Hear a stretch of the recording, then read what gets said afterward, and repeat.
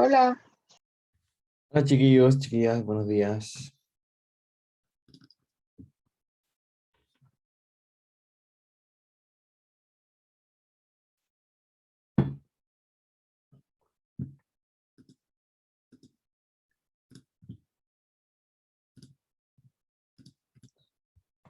Ya, eh, acá vamos quedando menos. Ahora, o sea, a esta hora de la mañana, después igual se van sumando los demás. Ya, hoy día vamos a empezar el módulo 7. Sí, módulo 7. Ya, así que nos va quedando esto nomás. Hoy día es martes, claro, módulo 7. Eh, este taller integrado ya no he evaluado, el 8 tampoco. Así que el módulo 7 terminaría mañana. El 8 empezaría aquí. Igual el 8 si se acuerdan, ya no va a entrar en la prueba. Ya solo va a entrar hasta el módulo 7. El módulo 8 entraría eventualmente en el examen, que sería el lunes. Ya si es que alguien se va a examen, eso sí incluiría el módulo 8. Ya. Bueno, y el mismo jueves vamos a tener clases los primeros dos módulos y después el tercero va a ser de consulta y la prueba va a ser a las 3. ¿Ya? Estuve mirando las notas, no están muy buenas, la verdad, más bien están un poco malas. Así que nada, pues igual todavía quedan como instancias grandes. De hecho, entre estas dos cosas está la mitad del curso, así que eh, de hecho, si lo pensamos de esa forma, ya está la primera mitad y esta es la segunda mitad. Prueba 2 y proyectos son la segunda mitad del curso, así que todavía perfectamente pueden aprobar, incluso sin examen, todos, ¿ya? Así que hay que seguir nomás. Entonces ahora vamos a empezar un tema nuevo, que es el módulo 7, eh, que igual está relacionado con el módulo 6, que el módulo 6 eran todas las funciones vectoriales, parametrizaciones, todo ese tipo de cosas. curva en el espacio, ¿cierto? Y ahora vamos a empezar a ver campos escalares, vectoriales, y un concepto que se llama integrales de línea, de campos escalares. ¿Ya? Así que vamos con la introducción. Ay, espérame. No sé si lo estoy compartiendo bien. Ah, no sé.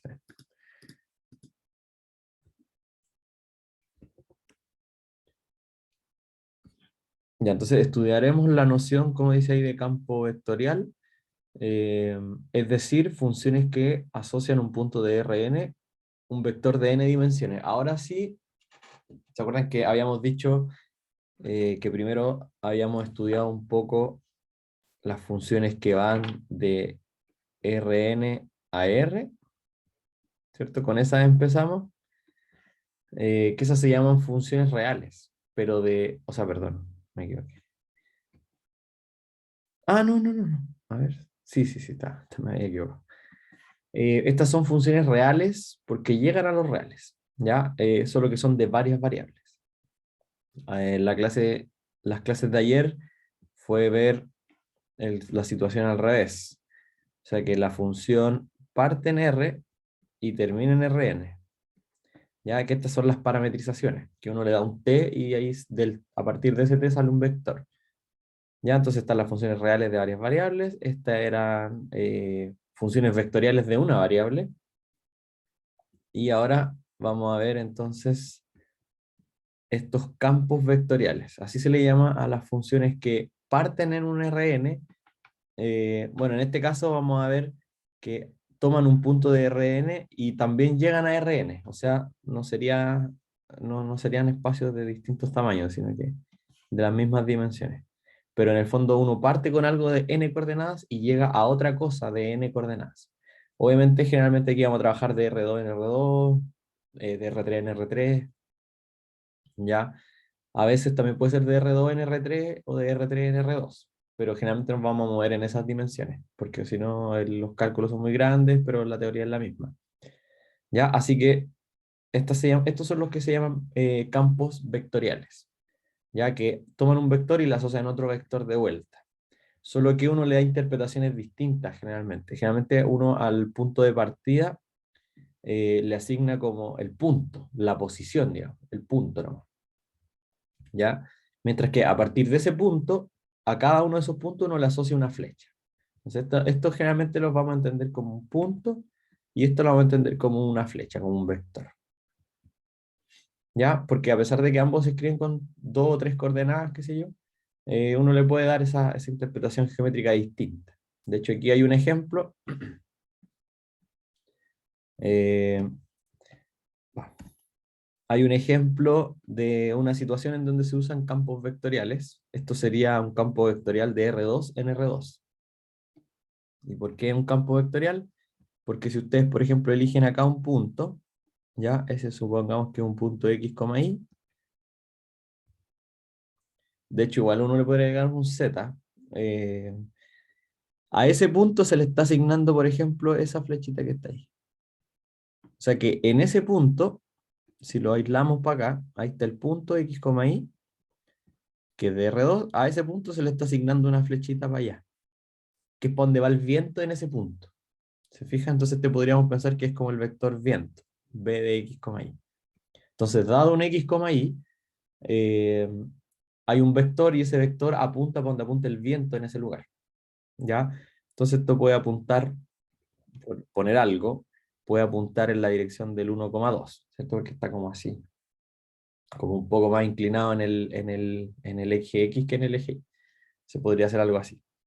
¿Ya? Y bueno, así en cada punto. Pues si se fijan acá hay otro punto, acá hay otro punto. Entonces por cada punto X, Y yo asocio un vector. Y eso tiene aplicaciones como por ejemplo esta.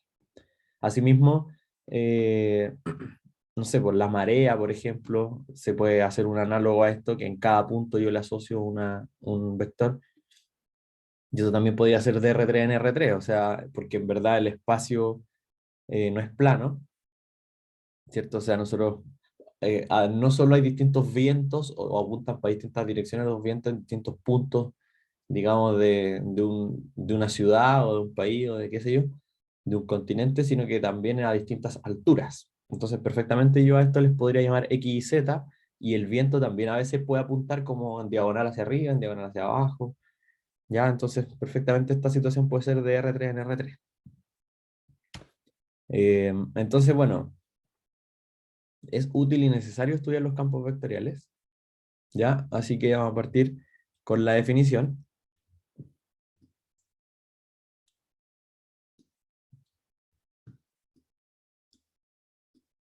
Eh, bueno, yo no sé si cuando lo pongo así, ustedes ven aquí arriba la pantallita del zoom o no. Porque yo, por ejemplo, aquí veo la pantalla, pero que tiene un pedacito tapado por el zoom. ¿Ustedes lo ven completo?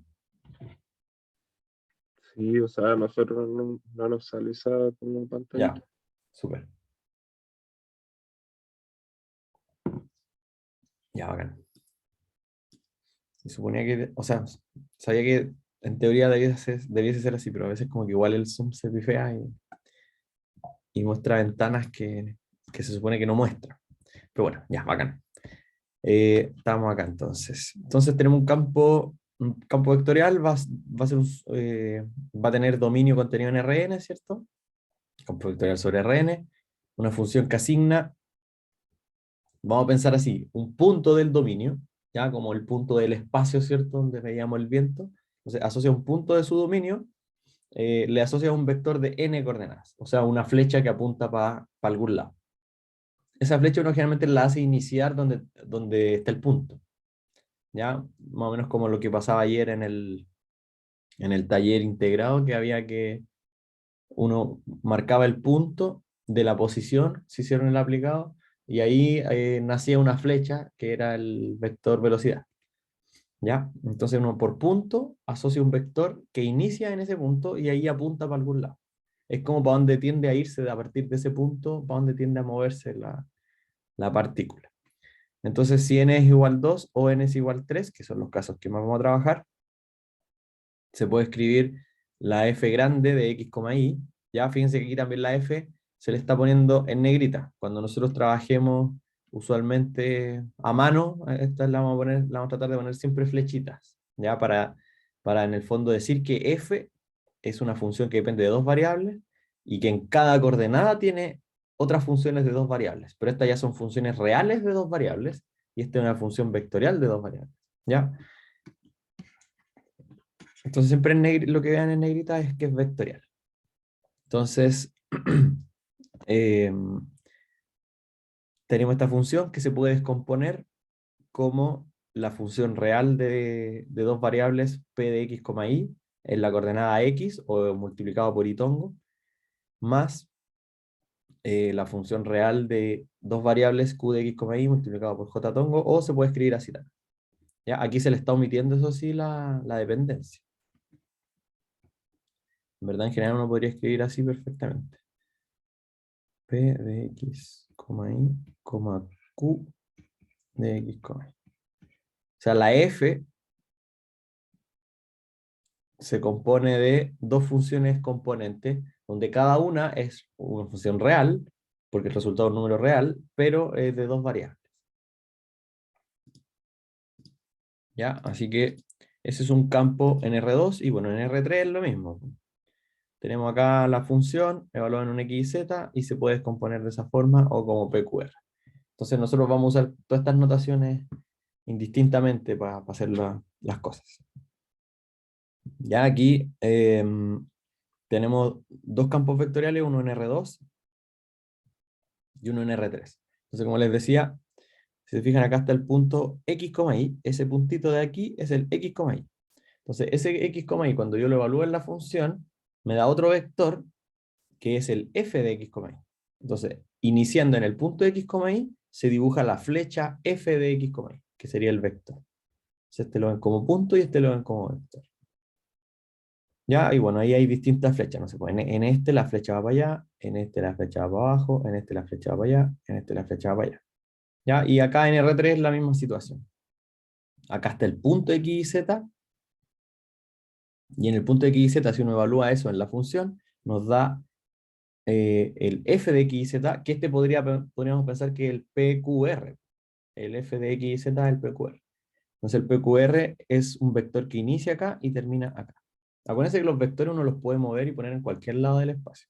Entonces nosotros ahora los vamos a iniciar en el punto del dominio que hizo que se obtenga ese vector.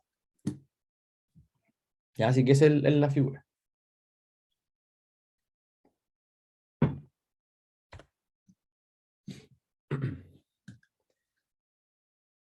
Ya, por ejemplo, aquí un ejemplo ya práctico. Tenemos la función f de x, y, que es menos y por i latina, o y, como le dicen, ¿no?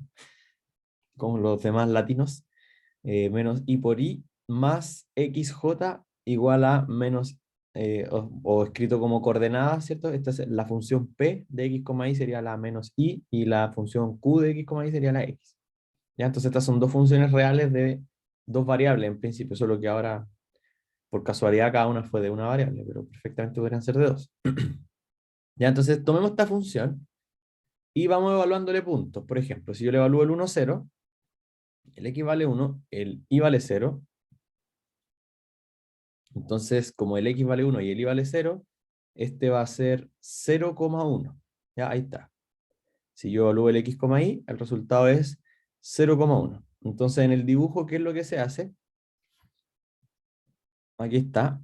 En el 1,0, que es el que yo evalué, ¿sí? Este es el punto 1,0, donde está la manito acá. Este es el 1,0, el que se evaluó. ¿Y quién se obtuvo cuando evalué el 1,0? El 0,1. El 0,1 es una flecha de largo 1 que apunta recto hacia el eje Y. Entonces se fijan que en el 0,1, perdón, en el 1,0 dio el 0,1, que es esta flechita de acá, que aquí se le llamó f de 0,1, o sea, f de 1,0, porque es la imagen. ¿Ya? Entonces ahí se formó esa flechita de acá. Después en el 0,1, o sea, el punto del dominio 0,1, si nosotros lo evaluamos, el x vale 0, acá el x vale 0, y este valdría menos 1, bueno, entonces nos daría menos 1,0. Entonces la imagen del punto 0,1 es el vector menos 1,0. Entonces vamos al punto 0,1, 0,1 sería este. ¿Ya? Entonces en el punto 0,1 se dibujó el vector menos 1,0. Es decir, que aquí se dibuja iniciando en este punto, el vector menos 1,0 apunta hacia el eje X negativo paralelo, vaya, ¿cierto? Sin ninguna inclinación. Entonces, desde ahí se dibuja eso, vaya. Y esta flechita tiene largo 1 porque este vector tiene norma 1. ¿Ya? Y lo mismo va pasando acá. Aquí, cuando se evalúa, este sería el menos 1,0, da para abajo. Este para abajo sería el 0, menos 1, porque está apuntando para el y negativo. De hecho, por acá hay más cálculos. Este yo dije que era el menos 1,0. Acá. En el menos 1,0. Ah, bueno, y aquí se ve la distinción que yo les decía que hacen en el Stuart. Cuando uno toma un par ordenado y lo está viendo como punto o como vector. Se fijan que acá el x, y es el menos 1,0, que es este punto de la izquierda. Y cuando uno lo evalúa en la función da 0, menos 1. Pero este par ordenado yo lo voy a considerar como flecha, no como punto. Entonces, y la flecha 0, menos 1 apunta recto hacia el eje Y. Entonces ahí está, para abajo. Ya, este de acá abajo sería el 0, menos 1. ¿Está por ahí? Acá. El punto 0, menos 1 se evalúa y da 1,0. Que el 1,0 es la flecha que apunta hacia la derecha, ¿cierto? Sin inclinación. Y tiene largo 1, que sería este. Ya, así que bueno, ahí después uno puede ir corroborando todos los demás. Pero se fijan que esto igual va dando como un flujo de alguna manera. Va dando, no sé, pues si esto podría ser, por ejemplo, como un movimiento del aire, y en este caso sería como que se está formando una especie de tornado en este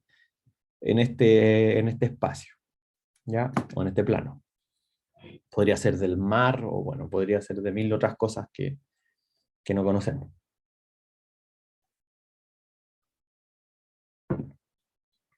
¿Ya? Así que gráficamente, porque nosotros habíamos conversado esto ya antes, esta función parte en R2 y termina en R2.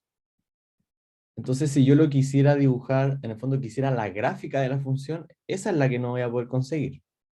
Va, R2. No se puede conseguir porque aquí tenemos x, y como dominio, y para arriba tendríamos que tener como un z y como otro. Se fijan como un z y un W, no sé. Estoy tratando de inventar cuatro, pero obviamente esto cuando lo dibuje va a estar mal, porque el espacio es 3D, entonces no se puede dibujar 4D en 3D. ¿Ya? Entonces, estos gráficos se pierden en el fondo. Este gráfico así ya no se va a poder hacer. Sin embargo, igual se le puede dar una interpretación porque cada uno es de R2. Entonces, este lo dibujo como un punto de R2 y este lo dibujo como un vector de R2 y le salvé alguna interpretación geométrica. Pero así como la superficie que se está generando, esa no se va a poder dibujar. Porque esa va a estar en R4. ¿Ya? Pero bueno, sin embargo, se le puede asociar este tipo de interpretaciones a la función. Ya, segundo ejemplo, hay un campo, bueno, entonces a las funciones que van de Rn en Rn, ya sea de R2 en R2, de R3 en R3, se les llama campos, ya, campos vectoriales. Ya, entonces hay un campo vectorial que nosotros hemos estado trabajando, pero así como piola, como sin mencionarlo, que es, o sea, sin mencionar que es un campo vectorial, que es el gradiente de una función, ¿ya? Porque el gradiente de una función, de hecho, en muchos libros el gradiente se escribe así, como una flecha que incluye el triangulito y la f, o a veces le ponen la flecha al triangulito. Pero el gradiente es un vector, pues el vector gradiente de una función. ¿Y qué cosa es el vector gradiente? Es eso, ¿cierto? Coma, eso de ahí. O sea, tiene es una función que va de R2 en R2. El gradiente es una función que va de R2 en R2. ¿Ya? Bueno, el gradiente de f, pensémoslo. El gradiente de f es una función que va de R2 en R2. Porque al par x, y le asocia, ¿cierto? Al par x, y le asocia, bueno, esto que está acá, el fx de x, y, el fi de x, Entonces siempre el gradiente fue un campo vectorial, porque uno le evalúa un punto de R2 y el vector y el gradiente da otro vector de R2 como resultado. Ya, entonces, como dice ahí, nabla F o gradiente F es un campo vectorial que se denomina campo vectorial gradiente en R2. Del mismo modo, el gradiente de R3, ya, o sea que gradiente de F de una función de tres variables que se puede descomponer en la primera componente la derivada respecto a X, en la segunda la derivada respecto a Y y respecto a Z. Este se conoce como campo vectorial gradiente en R3. ¿Ya? Así que en el fondo nosotros ya habíamos trabajado un poco con campos vectoriales, con los gradientes, solo que sin mencionarlo. De hecho, ya que están todos trabajando en el aplicado, eh, el, el- el- si el tiburón está acá y uno le asocia a la dirección del gradiente, el gradiente queda así. Después, si el tiburón está acá y uno le asocia a la dirección del gradiente, el gradiente queda así. Como que por cada punto en donde va ubicándose el tiburón, su gradiente se va moviendo. ¿Se fijan? Y esto es netamente es tratar de graficar un campo vectorial de R2 en R2. ¿Ya? Porque por cada punto asocia una flecha. Bueno, sí, obviamente si digo flecha, me escuchara un físico me mata, pero al final un vector es prácticamente una flecha. Eh, entonces, ahora dentro de los campos vectoriales ya vamos a empezar a trabajar uno en específico más que nada, que son los campos vectoriales que se llaman conservativos. Ya no cualquier función de R2 en R2 o de Rn en Rn es conservativo. De hecho, una función f, un campo vectorial f, se llama campo vectorial conservativo si es que esa función f es el gradiente de alguna función escalar. Es decir, si es que existe alguna función f chica, tal que el gradiente de esa función f chica sea mi f grande. ¿Ya? Entonces, ese es el test que hay que hacer con un campo. Si yo tengo un campo vectorial de dos variables, por ejemplo, f de x, y, y yo quiero saber si es que este campo es, porque este va a tener siempre coordenadas P, Q, donde P y Q son funciones. Entonces, si yo quiero saber si este campo vectorial es conservativo, tengo que ver que P sea la derivada parcial respecto a X de alguna función y que Q sea la derivada parcial respecto a Y de alguna función. Si eso pasa, entonces el F grande se llama conservativo y la F chica que cumple que su derivada respecto a X es P y que su derivada respecto a Y es Q, esa F chica se llama función potencial. ¿Ya? Porque es la que al derivarse o al calcularle su gradiente me da la F. Es la función que tiene el potencial de al derivarse transformarse en la F. ¿Ya? Por eso se llama función potencial. Es como una especie, entre algunas comillas, la F chica sería, no, la F grande sería, entre comillas, una especie de antiderivada de F, o antigradiente, por decirle así, como una primitiva. ¿Se fijan? Porque la F chica, cuando yo le saco sus derivadas parciales y las pongo en un vector, eso me da la F grande. Entonces la F grande es como una especie de primitiva de la F chica. ¿Ya? Pero se llama entonces, la F grande uno le llama campo vectorial conservativo. ¿Qué quiere decir eso? Que ella es el gradiente de alguien. Y ese alguien se llama función potencial de la F grande, que sería la F chica. Entonces aquí tenemos un primer ejemplo, un campo vectorial de R3 en R3, con dominio todos menos el 0. Ya, esas son sus componentes. Entonces esta sería la función, o sea, esta f a cada x, y, asocia en la primera coordenada esta función, que esta sería la p de x y z. Esta de acá sería la q de x y z, y esta de acá sería la r de x y z. Esas letras vamos a usar generalmente. Entonces este campo es conservativo, ya que esta f es el gradiente de alguien. ¿Y quién es ese alguien? Esta función f chica, que es la raíz de x cuadrado más y cuadrado más z cuadrado. Ya, es muy rápido verificar que si uno deriva esta función, no sé, pues derivémosla respecto a x. Esta de acá. Entonces va a ser 1 partido por 2 veces la raíz de x cuadrado más y cuadrado más z cuadrado. Estoy derivando respecto a x nomás, así que me debiese dar esta. Ahí estoy derivando la pura raíz, pero por regla de la cadena tengo que derivar por lo que está aquí adentro. O sea, multiplicar por la derivada de lo de adentro. La derivada de lo de adentro respecto a x es 2x. Entonces ahí se va este 2 con ese 2 y queda x partido por la raíz, que es eso. Así que esta es la fx, esta es la fi y esta es la fz. Es decir, el f grande es el gradiente de una f chica. ¿Y quién es la f chica? Esa de ahí. Entonces esta f chica se llamaría función potencial. ¿Ya? Porque, repito, es la que tiene el potencial de, al derivarse, transformarse en la f grande. ¿Ya? Y bueno, los campos conservativos tienen hartas propiedades. Entonces, uno generalmente va a buscar trabajar con campos conservativos. ¿Ya? Entonces, esos son los campos vectoriales. Los conservativos, existen obviamente también algunos campos que no son conservativos, o sea, que no son, no son el gradiente de nadie, ¿ya? Pero esos tienen menos propiedades generalmente. ¿Ya? Una de las cosas que vamos a empezar a calcular ahora es un tipo de integral de línea, ¿ya? Y para eso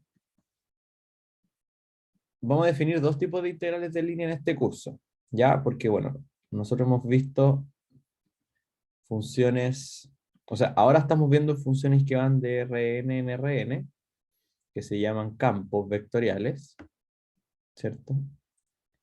Campo vectorial. Y hemos visto también funciones que van de Rn a R, ¿cierto? Que estas son las funciones de una variable, funciones reales, ¿ya? Las funciones reales, o sea, estas son las f de x, y, por ejemplo. Esa es una función real. F chica, generalmente uno pone. Entonces, las funciones reales también se le pueden llamar campos escalares. ¿Ya? Porque al final la palabra escalar significa número. eh, Número y no vector, me refiero, o como número de una pura coordenada, ¿no? Entonces, si vemos esto, este es un conjunto, el recorrido acá en la imagen es un conjunto de números escalares. Entonces, por eso se le puede llamar campo escalar de la misma forma que aquí se llama campo vectorial, porque el conjunto de imagen es vectorial. ¿Ya? Entonces, cuando hablemos de campos escalares, vamos a estar hablando de funciones que van de Rn a R, que antes le llamábamos simplemente funciones reales de varias variables. ¿Ya? Funciones reales, porque el resultado es un número de varias variables. ¿Ya? Eso es un campo escalar, que la imagen es un número real, es un número escalar, como quieran mencionar. Ya, entonces nosotros vamos a definir dos tipos de integrales de línea, uno sobre campos escalares y otro sobre campos vectoriales. ¿Ya? Por supuesto que vamos a partir con los campos escalares, que después eso nos va a dar la idea de cómo hacerlo para los vectoriales, que es un poquito más, agrega otra dimensión. ¿Ya? Entonces, bueno, antes de continuar, cuéntenme si tienen alguna pregunta, una observación. Todavía nada, profe. Ya. Los demás.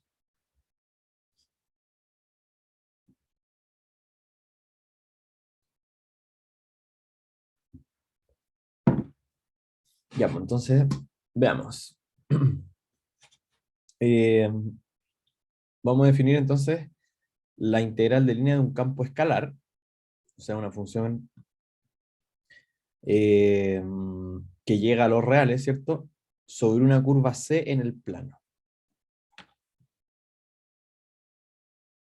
Ya, estas integrales fueron definidas al principio del siglo XIX para resolver problemas relacionados con el flujo de fluidos, fuerzas, electricidad y magnetismo.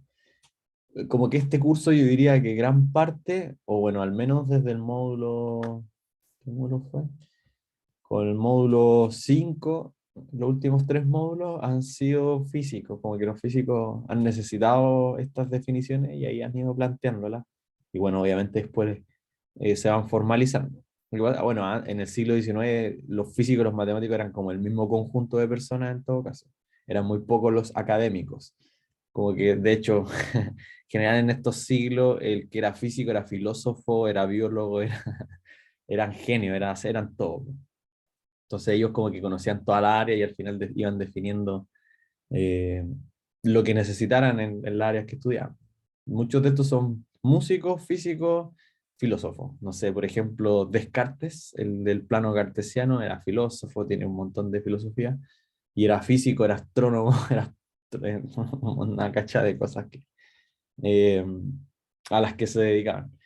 Pero bueno, entonces generalmente estas definiciones fueron para poder definir ciertas cosas físicas que necesitaban hacer cálculo y se dan cuenta que no estaba la herramienta, entonces las inventaron. Así de caperuzos eran.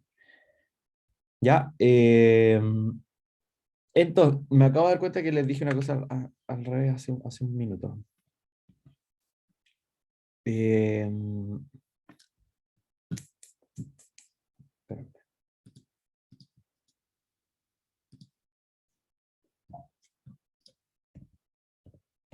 Acá, que les dije funciones de Rn a R y no, pues nada que ver. Los campos vectoriales, ya eso está claro, porque parten en vectores y van a vectores. Esos son los campos vectoriales.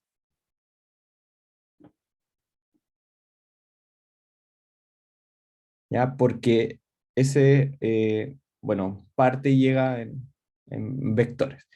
¿Ya? Campos escalares son las parametrizaciones.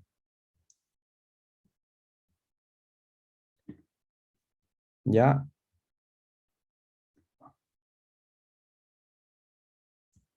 Que le había puesto el Rn acá adelante.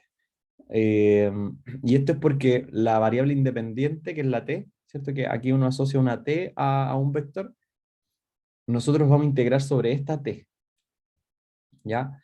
Y esta t es un número escalar. por eso se llaman campos escalares. Ya, solo hacer para que no se queden con la idea contraria. Entonces aquí lo que nosotros vamos a hacer es que vamos a tener una curva C y una parametrización, ¿ya? De esa curva, de un vectorial. En este caso, el punto inicial es para t igual a, el punto final es para t igual b. ¿Ya? Entonces ahí está. Se hace la curva plana y R de t es x, y, y el t va entre a y b. Entonces nosotros vamos a integrar sobre la línea. ¿Ya? Se fijan que es un tipo de integral nueva, porque nosotros hemos integrado, o sea, nosotros hemos integrado sobre líneas, pero líneas rectas, que son en el fondo los intervalos. Cuando teníamos una función f de x, nosotros cuando calculábamos el área bajo la curva, en el fondo estábamos integrando una función de una variable sobre la línea que el intervalo a, b. ¿Ya? Pero después nos pusimos a calcular integrales dobles, que eran sobre regiones planas, después integrales triples, que eran sobre sólidos. ¿Ya? Sin embargo, ahora como que vamos a retroceder a calcular integrales sobre una línea. Solo que ahora la línea ya no va a ser necesariamente un intervalo, que es una línea recta, sino que puede ser una curva así. O sea, yo quiero integrar una función sobre este dominio, un dominio lineal. ¿Ya? Parecido a lo que pasaba acá, solo que ahí la línea es recta y un segmento A, B, muy establecido. Acá hay una curva que puede hacer cualquier figura. ¿Ya? Entonces, pero la figura que uno hace como para poder definir la integral es la misma, es como el mismo proceso de la integral de Riemann. De hecho, esto también se llama integral de Riemann. Ese caballero fue bien importante. Entonces vamos viendo los pasos que se hacen para llegar a la definición. Se van a dar cuenta que es lo mismo que cuando definieron integral de Riemann en R, solo que ahora la curva tiene ciertas precisiones porque la curva va doblando, entonces ahí hay que tener en cuenta eso, ¿no? Entonces, dividimos el intervalo a, b, que el a, b es el intervalo temporal, ¿cierto? Donde está el tiempo, la curva es esta. Entonces, el intervalo temporal lo vamos a dividir en particiones, o sea, en hartos pedacitos, donde cada pedacito sea del mismo ancho, y vamos a enumerar, le vamos a llamar xi a lo x de t sub i, donde los t sub i son las particiones. O sea, en el fondo estamos tomando, bueno, ahora ya no pesquemos ahora vamos a hacer el intervalo a, b de esta situación. Ya, este es el intervalo a, b que parametriza la curva. Entonces, este lo vamos a dividir así en pedacitos. Este va a ser el t sub 0, t sub 1, ya, hasta t sub n. Ya, en el fondo no estamos cortando la curva en pedacitos, estamos cortando el tiempo en pedacitos. Pero el hecho de cortar el tiempo en pedacitos nos va a generar cortar la curva en pedacitos, porque esto también va a quedar eh, particionado dada la partición del tiempo. Ya, voy a hacer la curva de nuevo para que no esté ahí toda rayada.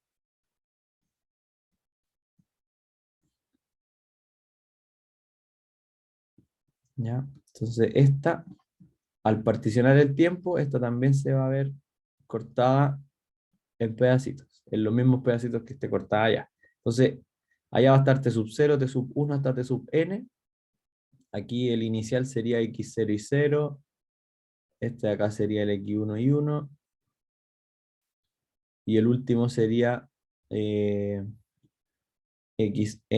y n, que van a estar emparejados con los de acá. O sea, el x0 y 0 es el que da para t sub 0. El x1 y 1 es el que da para t sub 1. Y el xn y n es el que da para t sub n. ¿Ya? Esos son estos puntitos de acá, que quizá en principio no se entendían muy bien. Entonces, los puntos respectivos, los x, y sub i, que son estos, punto, punto, y ese punto, dividen a la curva en n subarcos. ¿Se fijan? Acá se corta en n subintervalo y eso genera que la curva se corte en n subarcos y le vamos a llamar delta sub si a cada uno de los arcos. O sea que aquí, si queremos dibujar un arco,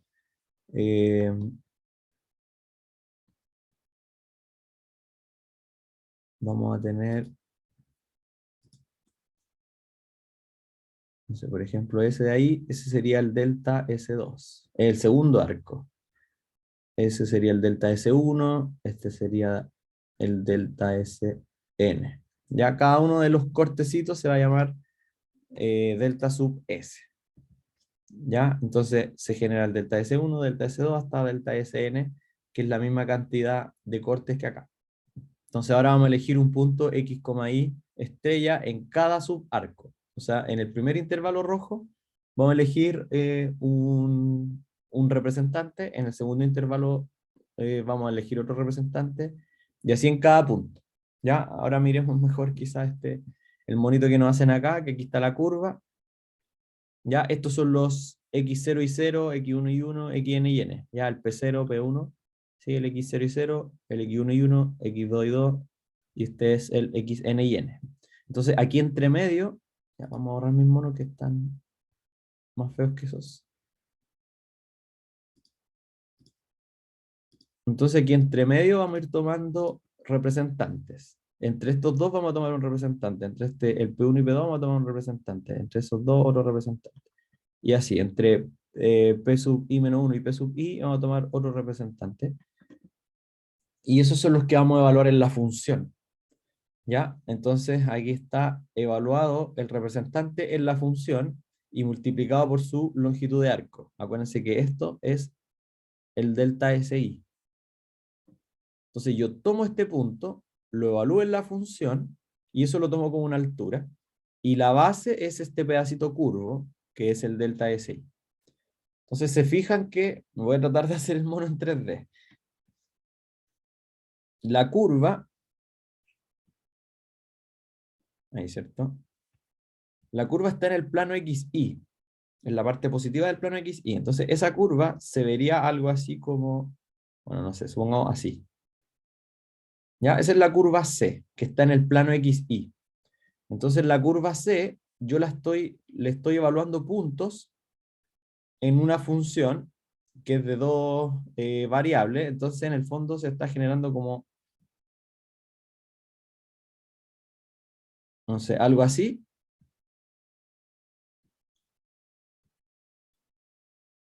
Y esto tiene una cierta área igual.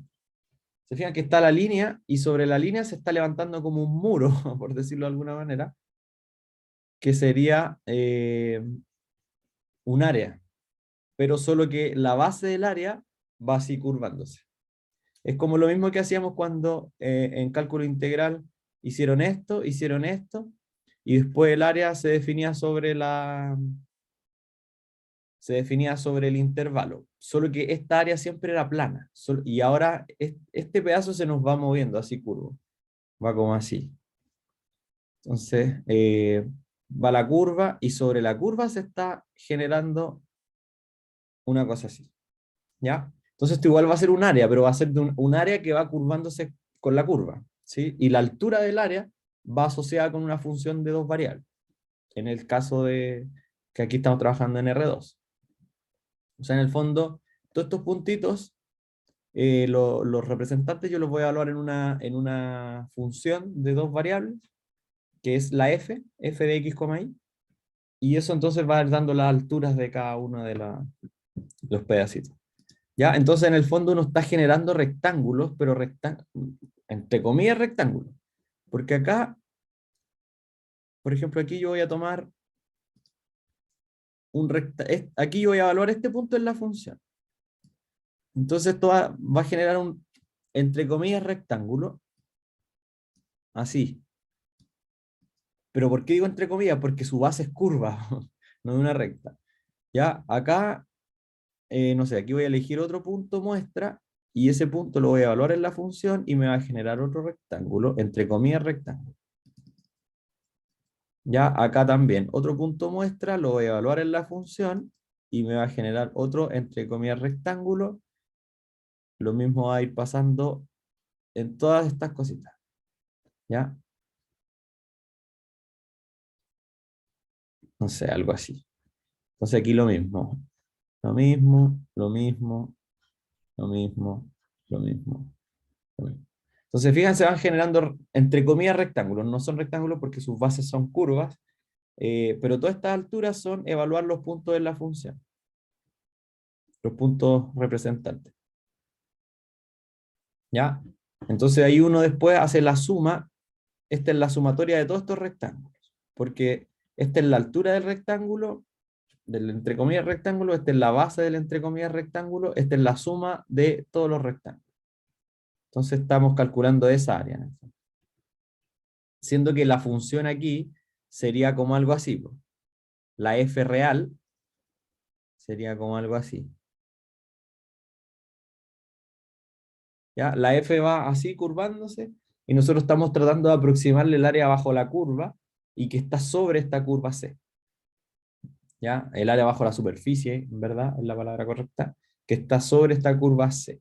Entonces, esto representa la suma de los rectángulos, y lo que es clásico ya, a esta altura yo creo, es que vamos a tomar cuando la suma de los rectángulos le vamos a tomar el n cuando tiende a infinito, para que los rectángulos adelgacen, se hagan prácticamente una línea, y ya estemos perfeccionando eh, el área que se está calculando. Ya, entonces, haciendo n tender a infinito, que en el fondo es adelgazar todos los rectángulos, obtenemos que si la función de dos variables se define sobre una curva C suave, dada por una parametrización R de t, ya R de t es la parametrización de la curva, que es como el dominio sobre el cual estamos integrando.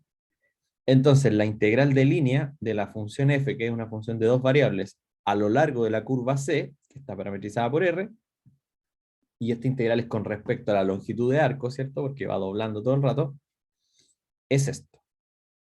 Entonces, la integral de línea, o sea, la integral de la función de dos variables sobre C, que es una curva, de S es longitud de arco. ¿Ya? En el fondo, el ds es como lo mismo que el de X, solo que el ds es chueco, pues va así. El ds son pedacitos que van, ese es ds. Van chuecándose, así. Son distancias, pero que van chuecas. Son segmentos muy chiquititos, pero que están así curvados, ¿ya? No es como el de X, que el de X estaba el eje X y el de X era un segmento súper recto. Eso era de X.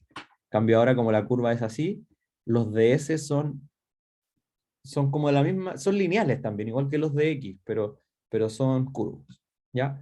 Entonces la integral de la función f de x, y respecto a un diferencial curvo, ¿cierto? Donde ese diferencial se mueve a lo largo de toda la curva C, ¿ya? Esta es la curva C, es el límite de eso, ¿ya?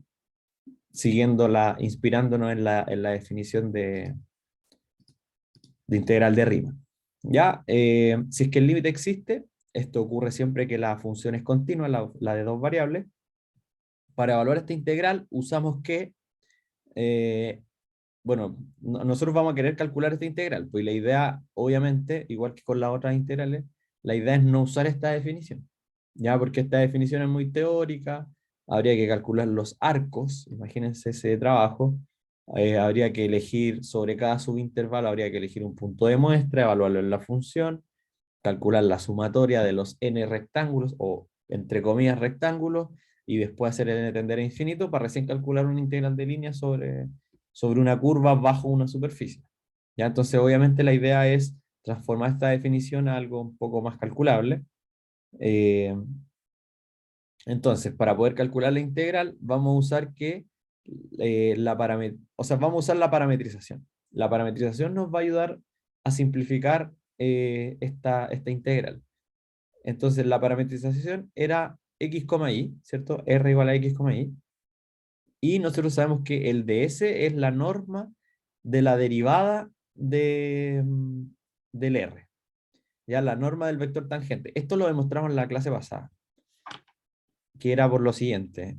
La función s de t, que se llamaba longitud de arco, ¿se acuerdan?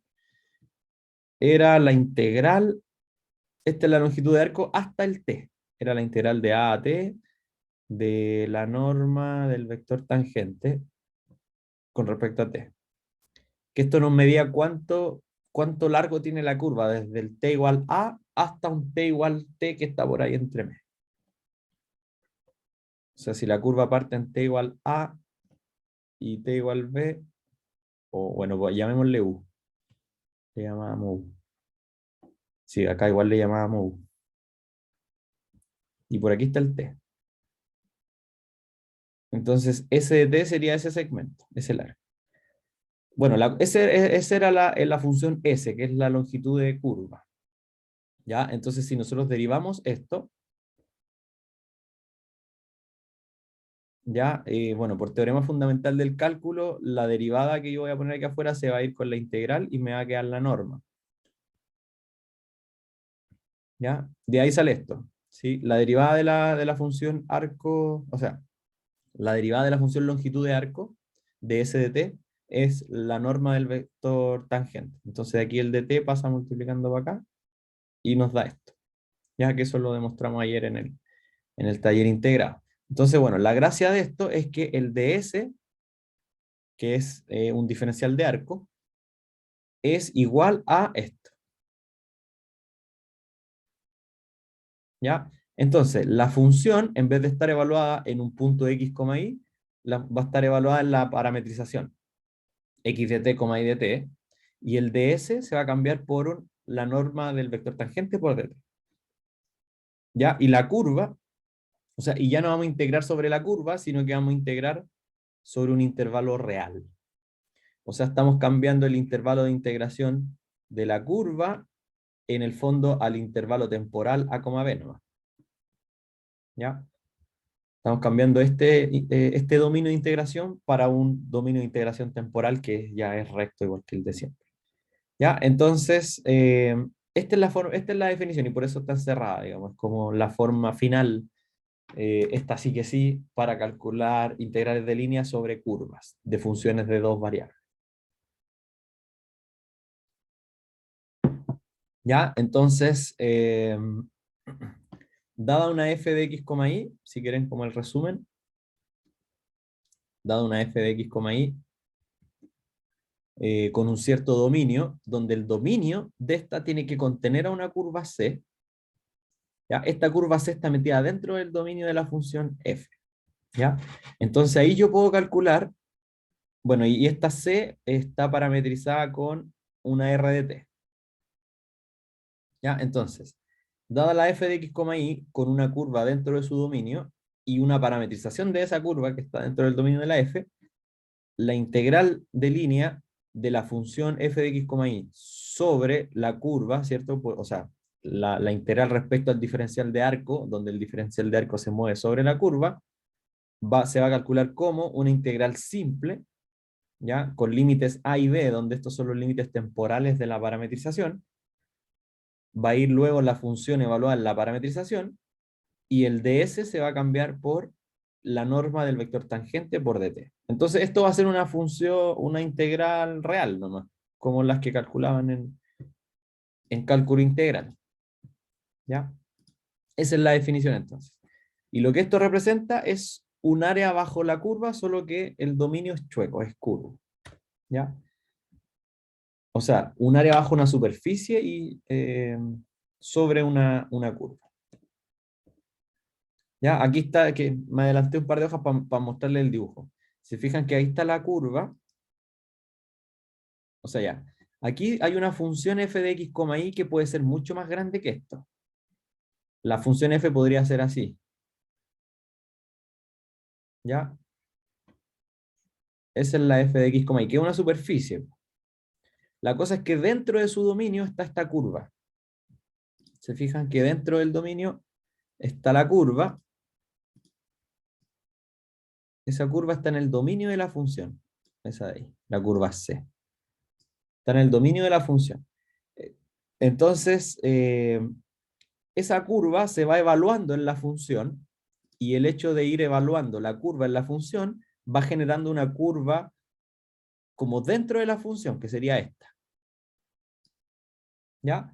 Entonces, cuando yo calculo la integral de la función, ¿ya? Respecto al ds, que el ds se va moviendo a lo largo de la curva, sobre la curva estoy calculando al final esa área que se generó ahí. ¿Ya? Esa área de esta sección curva de la función. ¿Ya? Igual podríamos decir que esta línea de aquí arriba es parte de una superficie. Entonces igual podríamos decir que es el área bajo la superficie f de x, y y sobre la curva C. ¿Ya? Eso, me quería un poco mostrarle esa interpretación, pero volvamos a donde estábamos. Estábamos acá. La definición final está así que sí para calcular integrales de línea. ¿Ya? Entonces aquí hay un ejemplo para aprender a usarla. ¿Ya? Eso lo vamos a hacer. Vamos a hacer en la pizarra. No tengo ni abierto el OneNote. Vamos a cerrar las cosillas porque el OneNote siempre me pega el computador. Ya. Quedan 13 minutos.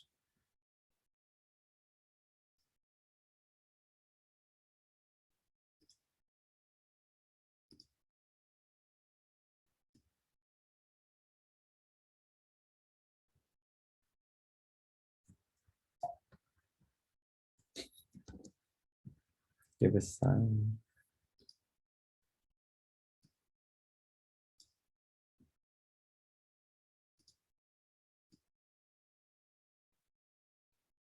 Ya.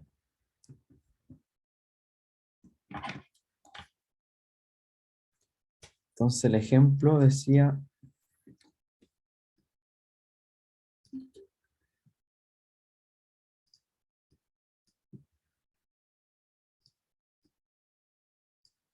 Bueno, de hecho, ahora que me acuerdo, el taller aplicado tenía uno de los últimos ejercicios, era calcular una integral de línea.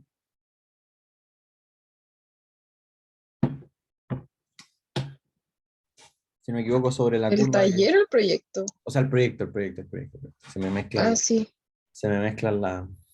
las palabras. Sí, el proyecto tenía un ejercicio al final donde había que calcular una integral de línea sobre la trayectoria del tiburón, me parece. De la función C, que no, concentración C, que era como la concentración de sangre. Ya, entonces dice, CAC el arco de circunferencia que une los puntos desde el 4,0 hasta el 0,4. Entonces nosotros nos vamos a preocupar del dominio, ¿no? Porque necesitamos una parametrización del dominio. ¿Ya? De hecho, ni siquiera del dominio en verdad completo, sino que necesitamos una parametrización de la curva. ¿Ya? Entonces, está por aquí el 4,0 y por acá atrás sería el menos... Ah, no, pues. Arriba. Aquí, el 0,4. Ya, entonces sí, el arco de circunferencia que une los dos puntos, entonces sería un cuarto nomás de la circunferencia, sería esto. Ya, suponiendo que ahí está súper mega perfecto ese arco. Entonces esta es nuestra curva C, y necesitamos una parametrización para la curva C.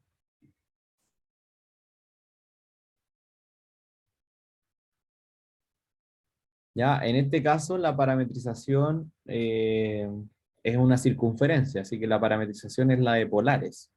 Es decir, bueno, si se fijan, esto es una circunferencia, es este un punto X, Y, las distancias son 4, ¿cierto? Y el ángulo θ va de 0 hasta pi medios. Entonces la parametrización sería 4, aquí no sé qué le puse, era 4. Bueno, y el θ se mueve entre 0 y pi medio. Entonces 4 coseno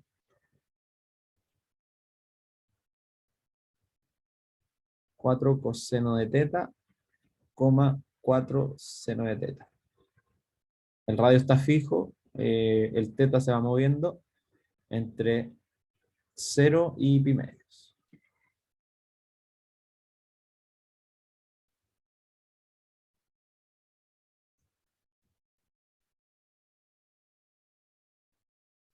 Profe, Diga. es que a mí todavía me cuesta cachar cómo, qué es lo que, no sé, como la parametrización. Como de dónde sacar una parametrización en el fondo. Claro, A ver, bueno, esta se puede parametrizar de otra forma, pero cuando la figura es una circunferencia, uno usualmente usa coseno coma seno, ¿ya? Eh, y bueno, ahí tiene que estar los radios y, bueno, ahí el ángulo, y ahí hay que mirar dónde se mueve el ángulo. Pero la idea es siempre corroborar igual. En este caso, todos los puntos están metidos dentro de la circunferencia de radio 4. Pero una vez que planteen la parametrización, igual siempre es bueno que evalúen algunos valores a ver si da lo que ustedes quieren. Por ejemplo, acá, eh, bueno, pero así como en términos simples, la parametrización es una función vectorial, ¿cierto? Pero la idea es que esta parametrización me vaya dando los puntos de la curva. Esa es mi curva, entonces yo propongo esta parametrización, pero para que esté bien esta parametrización, la idea es que cuando yo le vaya dando los distintos valores al teta, pero es que aquí le puse teta y en verdad es t. A ver, espera, déjame hacer ese cambio.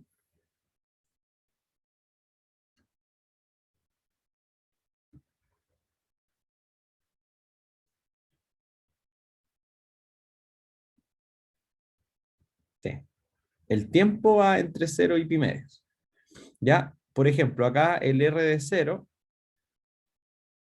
o sea, al tiempo inicial, cuando el tiempo comienza, cuando uno le pone play acá a la situación, la primera coordenada va a ser 4 coseno de 0. ¿Ya? 4 coseno de 0. Y la segunda va a ser 4 seno de 0.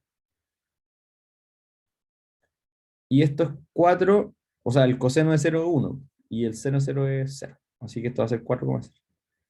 Entonces, temporalmente, esta parametrización comienza acá. ¿Ya? Y a medida que el tiempo va avanzando, me va a ir dando este punto, este punto, este punto, este punto, este punto, este punto. Entonces podríamos corroborar igual que al final llegue acá, que cuando el t está en el valor final, que es pi medios, efectivamente de ahí arriba. Entonces, si evalúo el pi medios, me va a quedar 4 coseno de pi medios,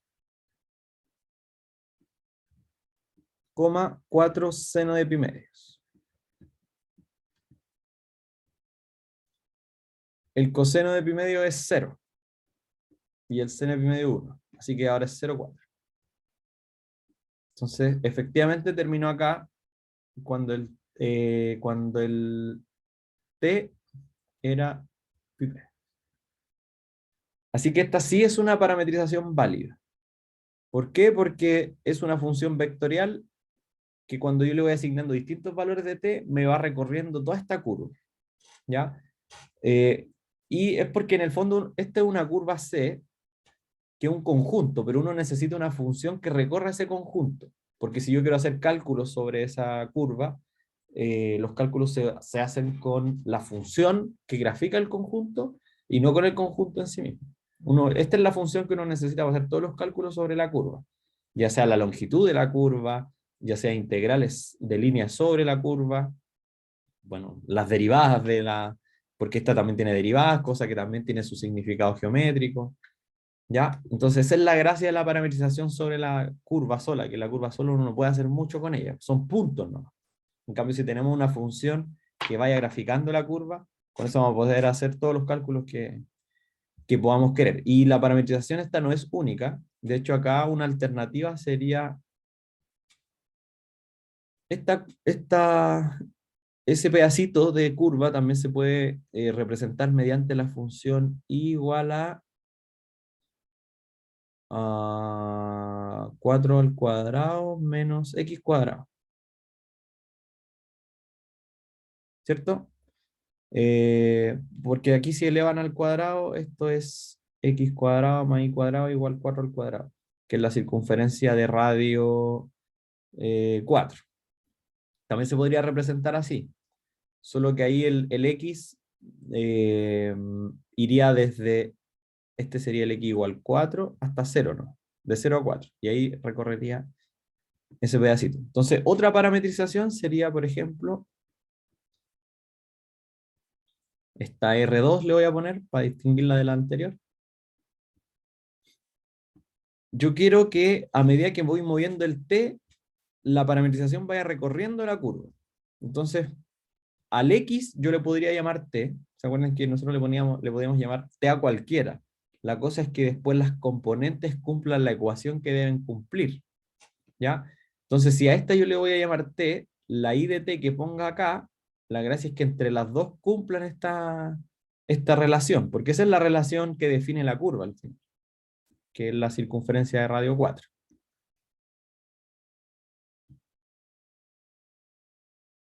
Y aquí probablemente todo se va a poner negro.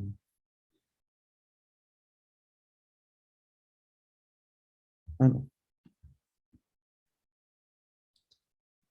Ya, entonces, la i de t que voy a poner es esta de ahí, pero cambiando el x por la t, o sea, 16 menos t cuadrado.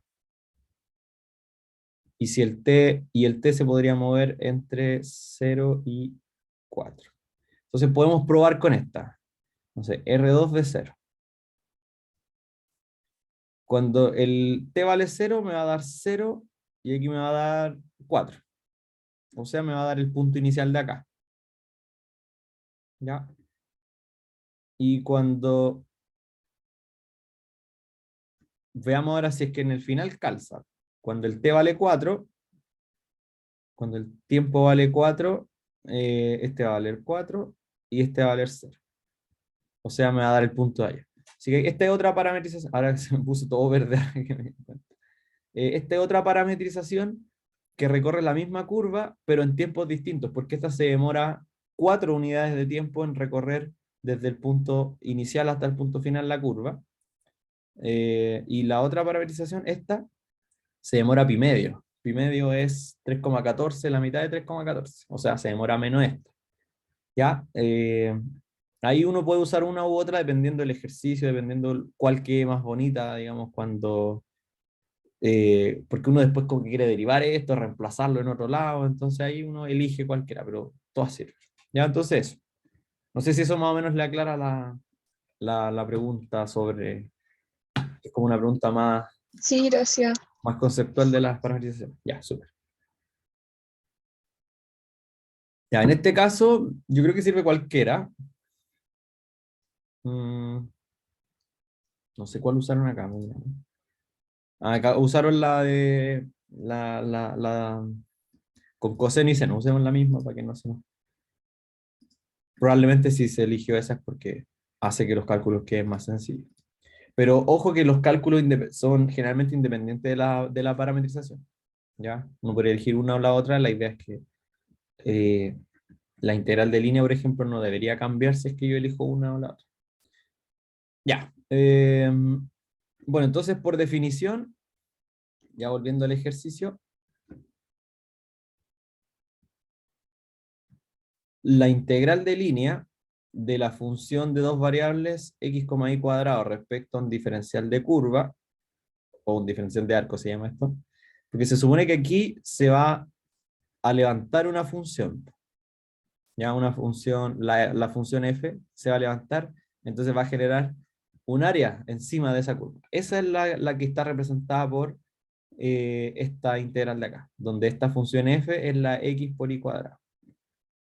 Entonces yo quiero calcular el área que genera la x por y cuadrado sobre esta curva, que ahora de nuevo va a generar un área, porque al final esto es una integral simple, ¿no? Solo que el dominio es chueco, está doblado. ¿Ya? Pero bueno, estamos en la hora, así que al regreso calculamos esta integral de línea. Dejemos escrita solamente la definición.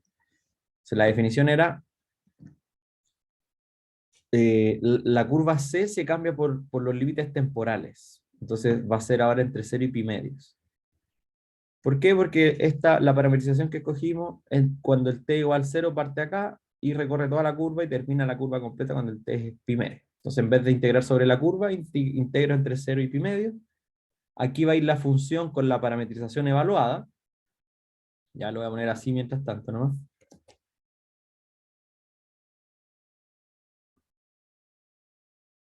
Y después aquí tenía que ir la norma del vector tangente. Así que todas esas cosas vamos a tener que calcularlas antes de ponerse a calcular ese integral. ¿Ya? Hay que calcular f de r de t y después el r' y la norma del r'. Ya, eso, son las 9:40, así que nos vemos a las 10. Vayan a descansar un rato.